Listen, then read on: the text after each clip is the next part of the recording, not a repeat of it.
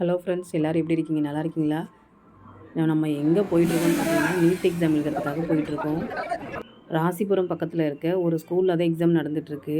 உடையார்பாளையங்கிற government ஸ்கூலில் தான் exam நடந்துகிட்ருக்கு. இந்த இடம் தெரியாமல் நாங்கள் ரொம்ப நேரம் அலைஞ்சோம் ஃப்ரெண்ட்ஸ். ஒரு 3 ஹவர்ஸ் கழிச்சு தான் அந்த இடத்துக்கே நாங்கள் ரீச் ஆனோம்.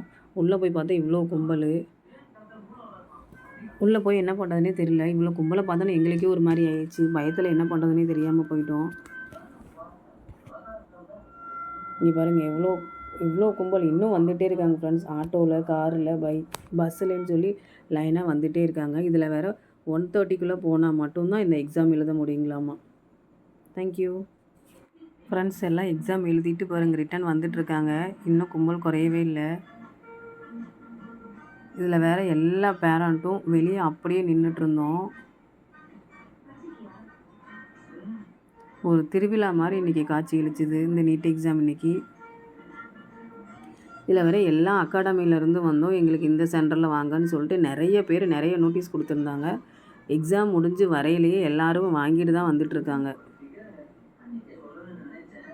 உங்கள் வீட்லேயும் யாராவது இந்த மாதிரி எக்ஸாம் எழுதியிருக்காங்கன்னா இன்றைக்கி கமெண்டில் சொல்லுங்கள். தேங்க்யூ.